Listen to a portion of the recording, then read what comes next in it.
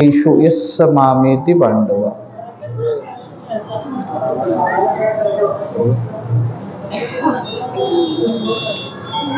प्रस्तुत प्राप्त प्रसंगी भगवत चिंतनाकरिता जो निवडलेला श्लोक आहे श्रीमद भगवद्गीतेतील 10व्या अध्यायातील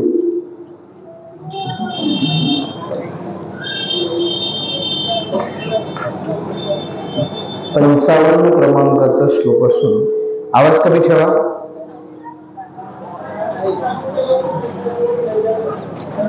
प्रस्तुत विषय द्वारा भगवान परमात्मा भगवत प्राप्ती कोणाला होते, कमी करा कमी कर, हमिंग द्यायला लागले ते।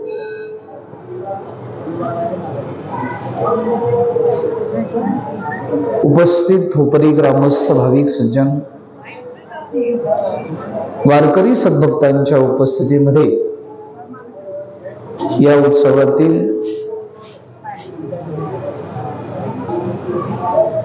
चैत्र शुद्ध सप्तमी या तिथीवरती ही सेवा करण्याचा सुयोग प्राप्त होतो आहे। प्रायः परमार्थिक जीवनामध्ये जेवढं म्हणून काही कर्म असतं, ब्रह्मार्पणम ब्रह्मवीर ब्रह्माग्नम ब्रह्मणा उतम ब्रह्मैव तेन गंतव्यम ब्रह्म कर्म समाधिना। भगवान परमात्मा सांगतात, आपण जे जे काही कर्म करतो ते भगवतार्पण बुद्धीने आपण कर्म केलं पाहिजे। लक्ष द्या, जे जे काही करीतो देवा ते ते सेवा समर्पे। मुळामध्ये कर्म करण्याचा हेतू हा भगवंतासाठी कर्म करतोय हा हेतू असला पाहिजे। अर्जुनाला देखील देवाने सांगितलं, कर्मण्येवाधिकारस्ते मा फलेषु कदाचन। तुझा कर्मातच अधिकार आहे। ज्यांनी त्याने आपली योग्यता ओळखून अशा प्रकारे भगवंताची साधना करावी होती। काही ज्ञानाचे अधिकारी आहेत, काही योगाचे अधिकारी आहेत, काही उपासनेचे अधिकारी आहेत आणि काही कर्माचे अधिकारी आहेत। चित्तस्य शुद्धये कर्म, शास्त्र सांगतं कर्म हे चित्ताच्या शुद्धी करता करावं लागतं। पण त्याच्यासाठी भगवत आश्रय घेतला पाहिजे।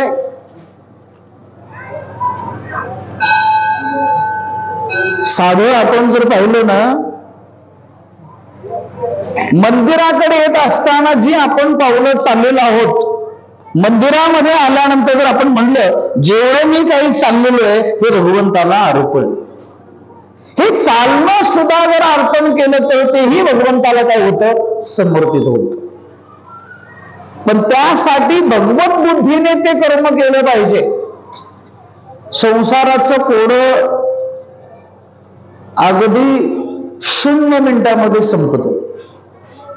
त्यासाठी काय केलं पाहिजे, हा सर्व संसार भगवंताला समर्पित आहे हा अहंकार टाकून जर आपण कर्म केलं तर जीवनामध्ये आपल्याला त्याचं फल जे काही दुष्ट अदृष्ट भोगावं लागत नाही। आता चालू जो हंगाम आहे, सीझन हा शब्द इंग्रजी, हंगाम, प्राधान्याने मराठी बोलण्याचा जरूर प्रयत्न करावा। चालू हंगामामध्ये आंबे उपलब्ध आहेत बाजारपेठेमध्ये। आंबा खात असताना तो कसा खाल्ला पाहिजे, वरची साल काढून टाकायची आहे, आतली कोय बाजूला करायची आहे आणि मधला काय करायचंय, रस सेवन करायचे। तसं अहंकार रूपी साल काढायची आहे, फलरूपी कोय बाजूला काढायची आहे आणि मधला रस जसं आपण सेवन करतो त्या पद्धतीने अहंकार रहित फलरहित अशा प्रकारे कर्म केले पाहिजे। आपण कर्म करतो, पण फलाची इच्छा धरून काय करतो? कर्म करतो. फलेच्छा धरून जर कर्म केलं तर संसारातली फळं मिळतात, त्याला सकाम कर्म म्हणतात. आणि फलेच्छा रहित कर्म केलं तर ते भगवंताच्या प्राप्तीपर्यंत आपल्याला नेऊन पोहोचवतं.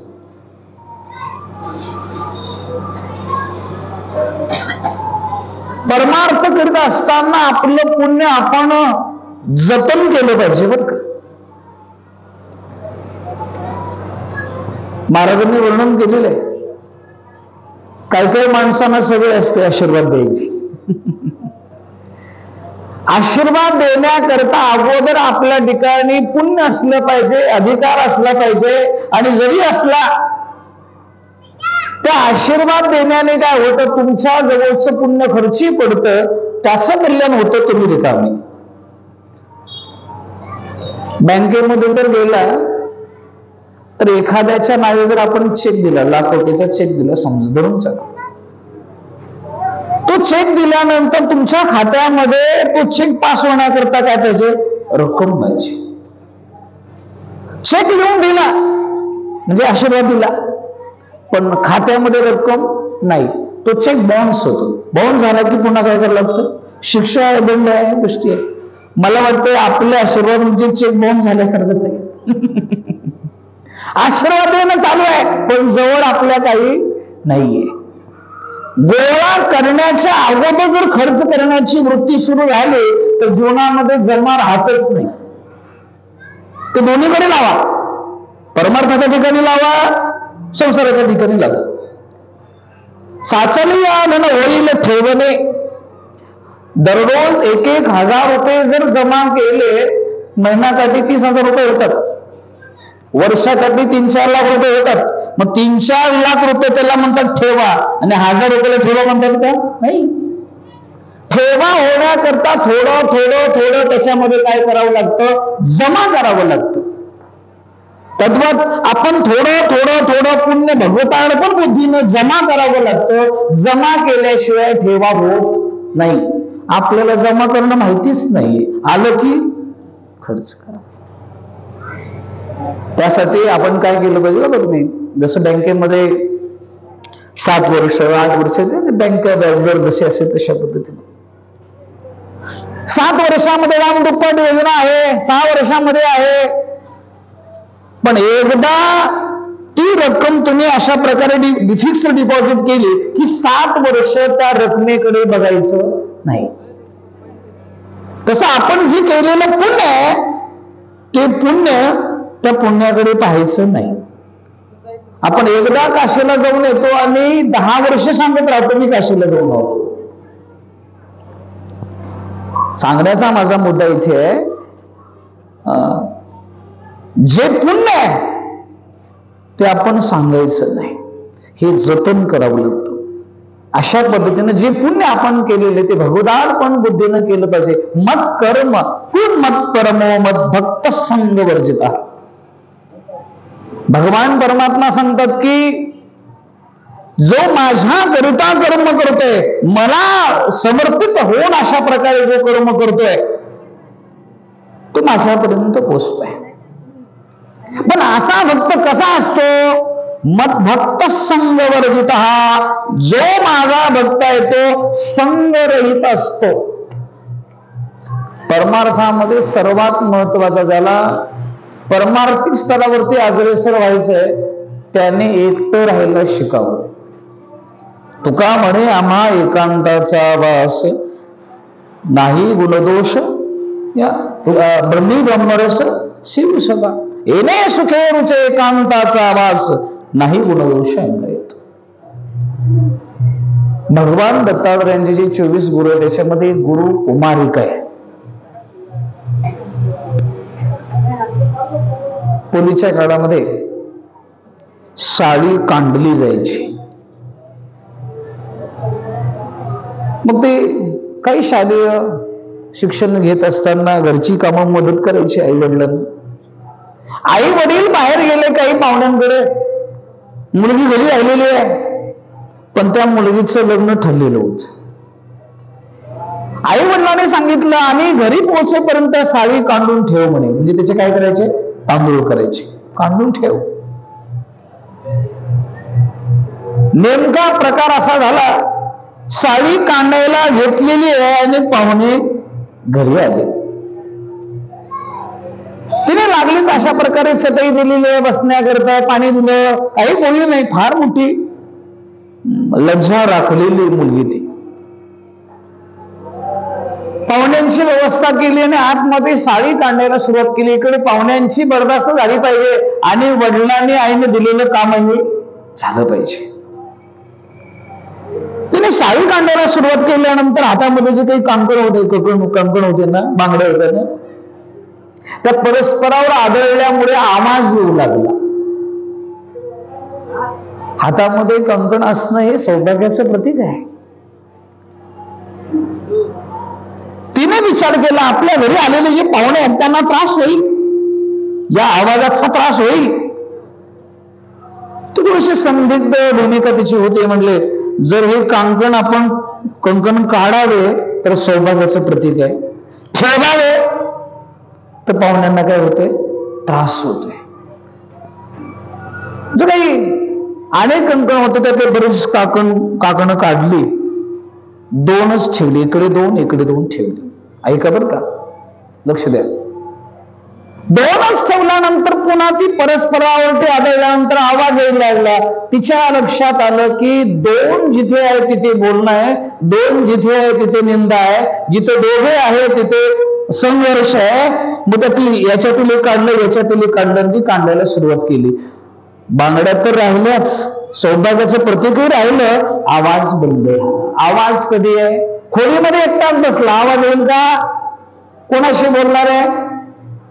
जे परमार्थामध्ये एकांत अत्यंत महत्वाचं आहे. तुकोबारे परमार्थ करण्यासाठी कुठे जायचे? गोरावडा, भामचंद्र, भंडारा. कशासाठी जायचे? साधना घडवण्यासाठी जायची.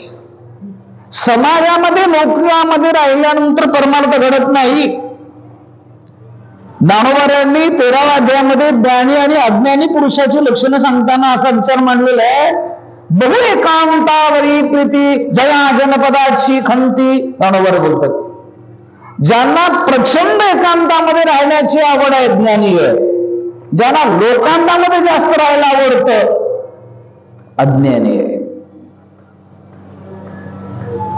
पण याच्याकरता जो भक्त आहे एकांती एकल्या एकाच सुखाच्या आवडती त्यांच्या गोष्टी त्याला. तुकाराम महाराजांनी देवाला विनंती केली, एकांतीचे सुख देई मज देवा आघात या जीवा चुकोनिया, सहसा प्रपंची करू नये सौजन्य. इथपर्यंत चेंज पदामध्ये सांगितले आपल्या धर्मपत्नीला सुद्धा काही मर्यादितच वेळ द्यावा, काही कामापुरतच बोलावं, उरलेला आपला सर्व वेळ आपण आपल्या गोविंदा बरोबर राहावं. एकांतामध्ये राहण्यामध्ये एक शील आहे महाराज, एकांतामध्ये राहण्याचं. एकांतही सुखमास्यताम शास्त्र सांगतं, एकांतामध्ये प्रचंड सुख आहे.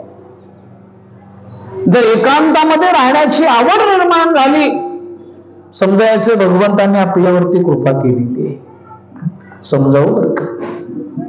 काही काही मंडळी असे असतात ते सहसा लोकांमध्ये येत नाहीत. सहसा शब्द वापरला तुकोबांनी, सहसा प्रपंची करू नये सौजन्य. कर्तव्य म्हणून प्रपंच जरूर करावा, परंतु त्याच्यामध्ये फार दखल घेत बसू नये. शास्त्राने अशी मुभा दिलेली आहे, तुमचा मुलगा कर्तृत्ववान झाला तर आपल्या पत्नीची सगळी जबाबदारी त्याच्यावरती टाकावी आणि आपण काढता पाय घ्यावा. माझा मुद्दा इथे आहे फक्त एकांत. मत भक्त संग वर्जिता. माझा जो भक्त आहे तो संग वर्जित आहे.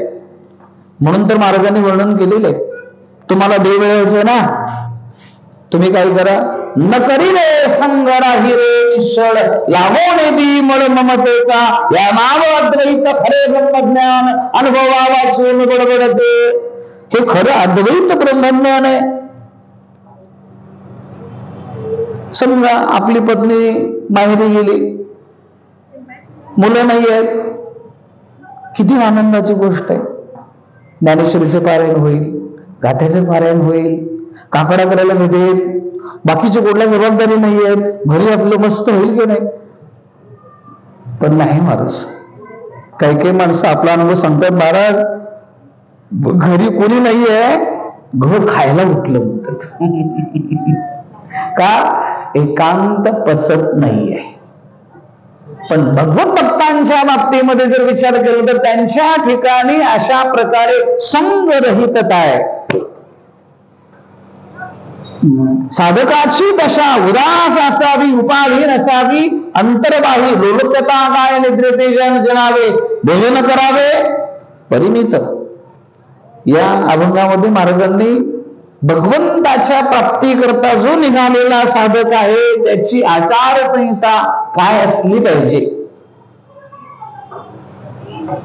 प्रपंचामध्ये असा किंवा परमार्थामध्ये असा खरंच सुख भोगायचंय ना, तर एकांतामध्ये सुख आहे. वनवास देवा कारणे एकांत करावी ही तीर्थव्रते याग, बालगडीमध्ये चिंतन आलेलं आहे. वनवासामध्ये